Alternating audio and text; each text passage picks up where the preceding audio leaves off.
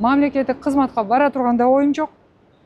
Барын айтып коеюн. Биз бардыгыбыз Кумтөр руднигинде жасалып жаткан бардык кылмыштарды тактап билишибиз керек. Мамлекет президентти коргойт деген ошо мыйзамда ушундай норма бар да, ошону жетекчиликке алып, мен Жапаровдун үстүнөн иш козгодум. Мурдагы башкы прокурор, учурдагы Шахмат союзунун президенти Аида Салянова өлкө башчысы Садыр Жапаров менен жолукту. Салянова медиа хабга президент менен жолугушууда Шахмат союзунун ишин алдыга жылдыруу боюнча сөз болгонун айтып, саясат тууралуу кеп козголбогонун билдирди.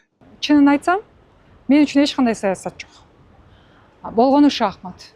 Мамлекеттин колдойм, президенттин колдойм деп атканы бул шахматта түздөн-түз таасир эте турган инструмент. Мен ойлойм, жалпы кыргыз коомчулугу, особенно шахмат коомчулугу бул үчүн сүйүнүшү керек. Саясатка кайтуудагы оюм жок.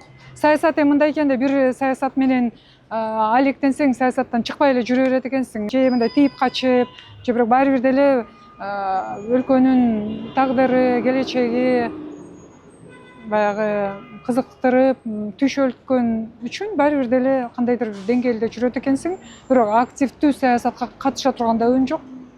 Мамлекеттик кызматка бара турганда оюм жок. Барын айтып коеюн. Азыр шахмат. Буга чейин Салянова баш прокурор болуп турган учурда азыркы өлкө башчысы кылмыш жоопкерчилигине тартылганын эске салып, Жапаровдун эски таарынычтарды эстебей, колдоо көрсөткөнүнө таң калганын Facebook баракчасына жазган. Менин оюмда бүгүн кайсы бир кызматка барсам дагы президент Садыр Нуркожоевич буга каршы болот деп ойлогом, деп билдирген Салянова. Ушул жылдын 23-майында Аида Салянова Кыргыз шахмат союзу бирикмесинин президенти болуп шайланган. Аталган бирикмени аймактык шахмат федерациялары 2022-жылы негиздеген. Салянова өлкөнүн шахмат боюнча ийгиликтери коңшу мамлекеттерден бир топ артта калганын белгилеп, мунун себебин жетиштүү каражаттын жоктугу менен байланыштырды. Казактарда ондогон гроссмейстерлер бар. Өзбектөрдө да ондогон гроссмейстерлер бар. Алар азыр чоң международный турнирлерде өтүп жүрөт. Бизде болот, кээде утат, бирок ал өтө чанда да көрүнүш, өтө чанда көрүнүш. Көбүн эсе биз баягы награждение аземи болуп атканда мындай чекеде туруп эле карап турабыз, суктаныпчы. Ушул жерде шахмат академиясы болгону калды. Буга чейин инфраструктура негизи болгон эмес. Шахмат чөйрөсүндө баягы частный организациялар же болбосо арендада болбосо, негизи шахматтын өзүнүн бир имараты болгон эмес да. Анан буюрса мамлекет мына бөлүп берип атат.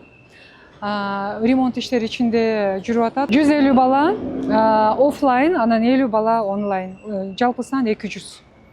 Бул өзү академия ошо как раз 150 балага ылайыкталган 5 чоң жашнакай заманбап класстар болот буюрса. Аида Салянова 2011-жылдан 2015-жылга чейин башкы прокуратураны жетектеген. 2012-жылы Кумтөр алтын кенин улутташтыруу талабы менен митинг уюштурулуп, жыйынтыгында ошол кездеги Жогорку Кеңештин депутаттары Садыр Жапаров, Камчыбек Ташиев жана Талант Мамытовдорго кылмыш иши козголуп, камакка алынган. Райондук сот аталган эл өкүлдөрүн 1,5 жылга эркинен ажыратуу чечимин чыгарып, Бишкек шаардык соту аларды актаган. Кийинчерээк Жогорку сот райондук соттун чечимин күчүндө калтырган. 2013-жылы ошол эле Кумтөр кенине байланыштуу Ысык Көл облусунда өткөн митингден кийин Садыр Жапаровго кайрадан кылмыш иши козголгон. Ал өлкөдөн чыгып кетип, 2017-жылы кайра кайтып келе жатканда кармалган. Массалык башаламандыктарды уюштурууга жана ошол кездеги Ысык Көл облусунун губернатору Эмилбек Каптагаевди барымтага алууга айыпталып, 11 жыл 6 айга эркинен ажыратылган. Баш прокурорлук кызматтан кеткенден кийин 2015-жылы Аида Салянова Атамекен партиясынан Жогорку Кеңештин депутаты болуп шайланган. 2016-жылы ага издөөдө жүргөн Алексей Елисеевдин адвокаттык лицензиясын мыйзамсыз калыбына келтирген деген айып тагылган. 2018-жылы Ленин райондук соту Салянованы кызмат абалынан кыянаттык менен пайдалануу беренеси менен күнөөлүү деп таап, мүлкүн конфискациялоо менен 5 жылга эркинен ажыратуу чечимин чыгарган. Бирок жаш баласы бар экенине байланыштуу жаза өтөөнү 3 жаштагы кызы 14 жашка чыкканга чейин жылдырган. Бишкек шаардык соту бул өкүмдү күчүнө калтырган. Ал эми Салянова бул чечимди саясий буйрук деп атаган. Өкүм күчүнө киргенден кийин БШК аны мандатынан ажыраткан. Ал эми 2019-жылы Салянова Ички иштер министрлигинде Батукаевдин иши боюнча сурак бергенден кийин кармалган. Ага коррупция беренеси менен иш козголгон. Салянова өзү журналисттерге Батукаевдин бошотулганын ал өлкөдөн чыгып кеткенден кийин гана билгенин айткан. 2 айдан кийин Салянова үй камагына чыгарылган. 2021-жылы Жогорку сот Аида Саляновага Елисеевдин лицензиясы боюнча өкүмдөрдү жокко чыгарып, кайра кароо үчүн Ленин райондук сотуна жиберген. Ленин райондук соту 2025-жылы